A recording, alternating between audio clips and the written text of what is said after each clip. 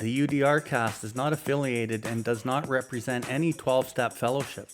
I, Bill Ward, the host of the UDRcast, will be sharing my experience and my journey of recovery.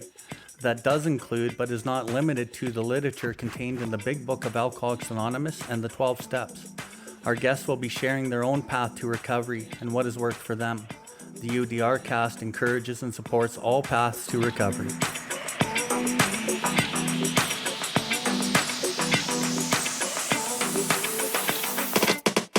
Welcome everybody to the UDRcast. UDR stands for Uncover, Discover, and Recover. My name is Bill Ward, and I'm coming to you from the recovery capital of Canada, Calgary, Alberta. Here we are going to discuss everything recovery, different perspectives, different experiences, both with the people I know and with others from around the world. If you resonate with anything you've heard on this episode today, we ask that you share it with anyone who you think may benefit from it. If you have any questions or comments, please find us at BILLWARDLIFE and send us a message in the info section. We'll get back to you as soon as we can. If you are interested in more recovery content, you can find the buttons for the YouTube channel and other social media outlets on the homepage, and you will be redirected to those platforms. We can recover, one person, one family, one community at a time.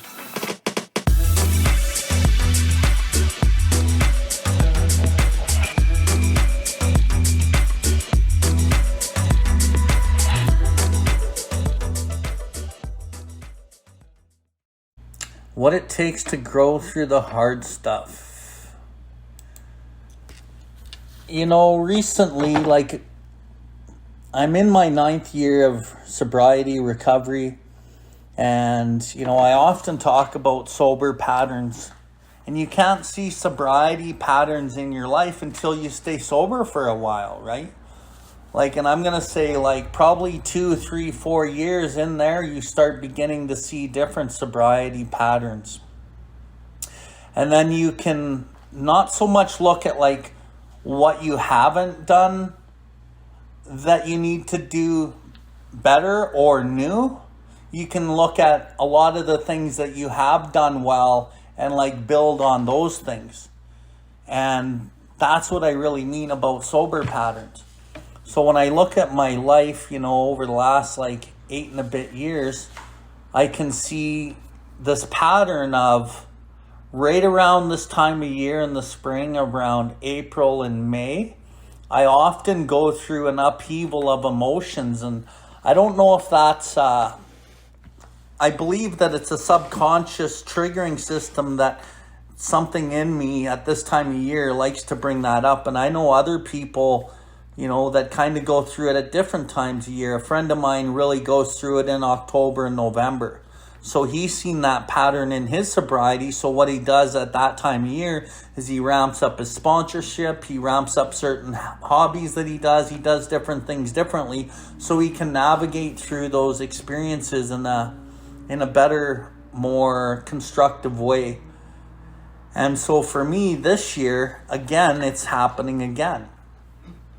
And I attended a ceremony not too long ago, probably a week and a half ago. It was an Indigenous First Nations based ceremony, really sacred one.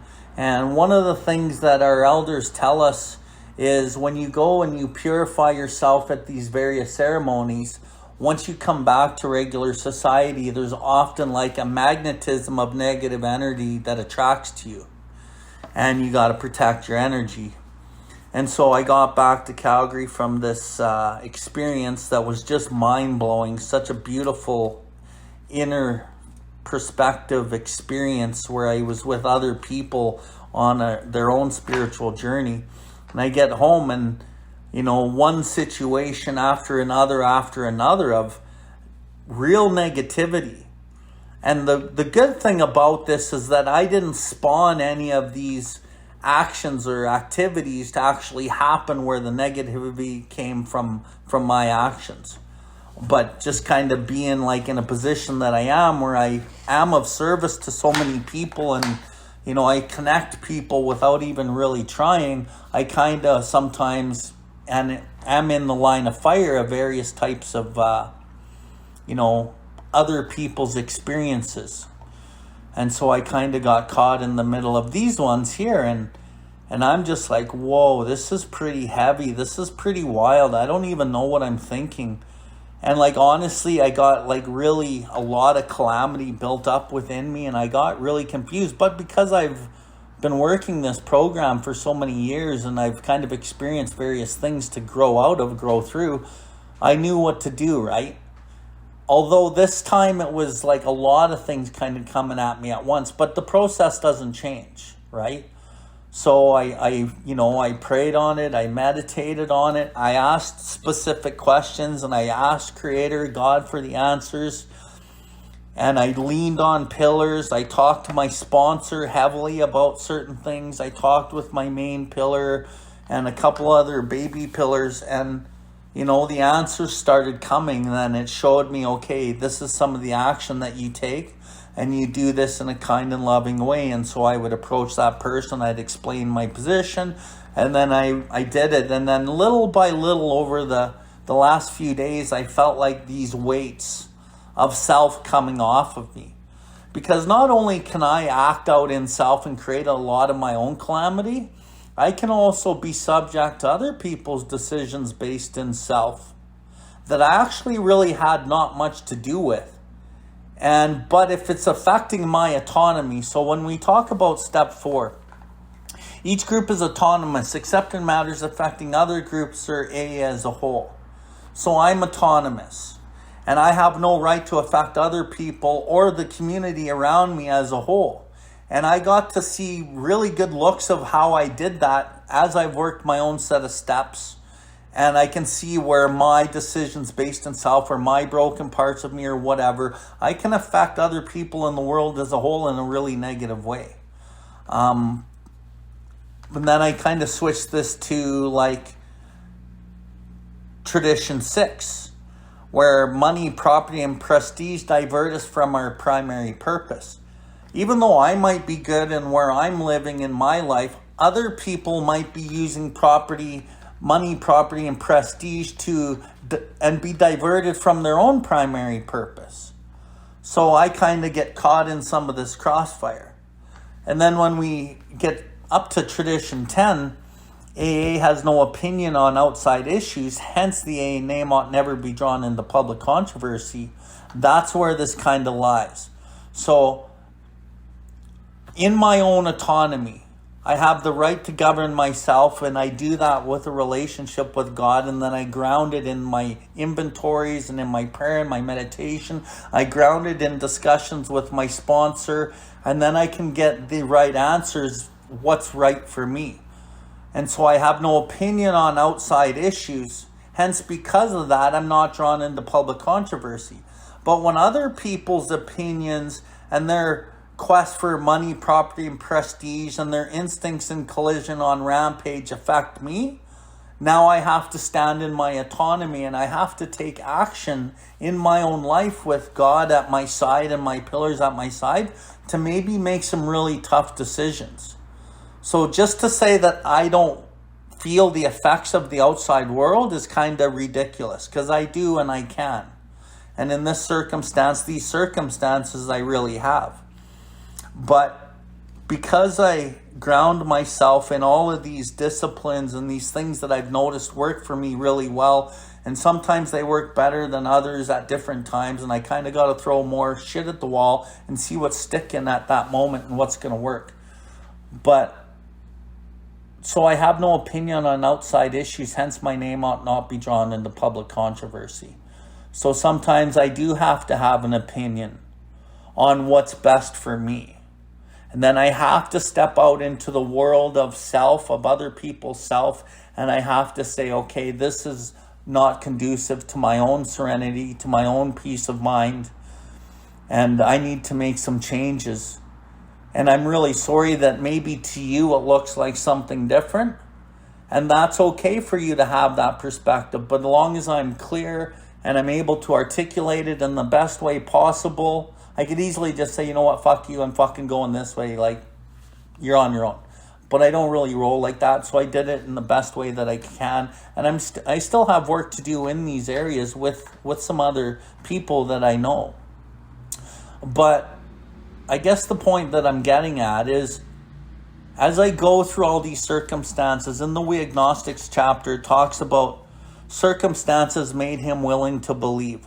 What is this but a miracle of healing? It's all of these interactions with things outside of me that trigger, these processes right now. And ultimately, it's the triggering of the things that are happening within me that are actually triggering the processes. And why I say that is because when I get into these situations, I'm so in tune with how I feel and what's going on within me. I just feel the emotions, I feel the discord, and I feel this twisting of my gut or whatever, and I know that something's up. Like it says in step 10, it's a spiritual axiom that every time I'm disturbed, the problem is within me, and I have to go within myself and find out what's causing the disturbance. And my mind always wants to get involved and try to figure it out and go, this is what it is, this is what it is, and this is what it is. I learned years ago that my mind may not actually know. So it takes a few days for me anyway, a few days to a week to really discern some of this and really see where it's coming from. And when I really ask God for the help and I'm willing to do this work, the answers come. So it's the circumstances that make me willing to believe, if I'm willing to bring God with me in each of these moments and these circumstances. And what is this but a miracle of healing? That is the miracle of healing. As I get exposed to these circumstances with outside of myself that bring up things in myself, I actually start healing myself with the help of God as I navigate through these things. And then the last line in that little piece there, it says, he offered himself to his maker, then he knew. So I'm offering myself to my maker, and I know. What is it that I know? I know that God's got my fucking back. I know that every circumstance in my life is there to teach me something about me. And to the point that I've gotten to in my recovery, I listen to my body and it tells me what the fuck is going on and what to do. I may not know exactly how to do it or how the answer is going to come. But like it says in that piece of We Agnostics, when we drew near to him, he disclosed himself to us. So when I draw near to him and I remove the things that aren't him, he discloses himself more to me. And, I'm just so grateful to have the ability to be able to practice these things. But sometimes in these moments, I remember you on a meeting one time, Jason, you shared, how do I bring God into all these things that doesn't seem like God can really help me in? Well, over years of practice, we realized that God can help us in any circumstance. And am I going to act in a principle, or am I going to act in fear and fright and fucking resentment and lash out? Or am I going to take this to a quiet place and discern it and remember that it doesn't have to be dealt with? Time is a human construct, and I may have to fucking let it go on God's time, which is what I've learned. I'm learning a lot like right now. It's really, really cool. So I know I'm talking quite a bit here. And I just want to say, so I have my girlfriend, and she's a normie, and we've been together for about 15 months now. And, over the 15 months, we've gotten to know each other fairly well. We're getting to know each other still at 15 months. And she's starting to learn how I discern and deal with things that are going on within me. And at first, when I would take the space, she would get a little nervous and scared and think that I was running away. And I'm like, no, I have to do this a certain way for myself. And this is the process. And so that's part of learning each other. And I know she wants to try to fix things and talk it out right away. And I've learned that if I talk things out right away, I'll talk from a position of self, and I'll probably make it worse, and I'll incite fear and these kind of things. So over the time period of us getting to know each other, these things have really worked well because she's so willing and open and honest to work with me. And she sees that I'm really willing to try because, You know, maybe 15 years ago, I would never do these things. I would never take the time to like build this relationship. I would just be really, I would run. And I'm really so scared of myself that I'm running from myself, but I always pointed the finger somewhere else that I was running from that because I didn't like it. But the truth of the matter is that I run away from myself. And today I don't have to run away from myself. And these conversations and all of these circumstances, they're not easy, right? But this is that saying, like, if we keep doing what's easy and we run, our life gets harder because we don't get the miracle of healing. But if I can stay in these moments and I can fucking have these honest and vulnerable conversations and I can pray before I talk to my girlfriend or any of these people, I can really find the power of myself it's not of. And this power allows me to be calm and have these conversations. And even though I'm exposing myself, you know, water finds its own level, and I found a partner who's allowed me to expose myself and that actually loves me more for doing that. And because of that, I have a feeling of sense of peace and ease and comfort that comes at once by always seeking God, right? So, you know, at almost 9 years sober, 8 and a bit years sober, I'm just still growing and still learning and still seeking. And you know, it does get easier, but it doesn't get easier, if that makes any sense. It just gets deeper and it gets harder, but it's easier because I have the track record of faith to look back at to know that this shit works.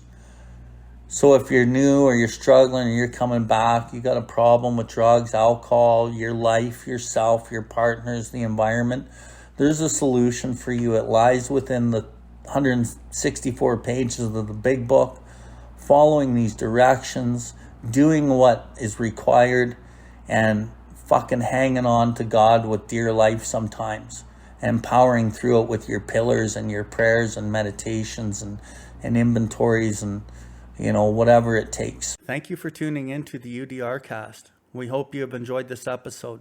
The viewpoints and the opinions expressed today were solely of the individual sharing them.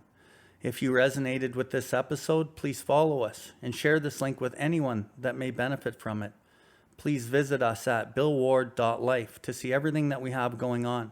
We can recover, one person, one family, one community at a time.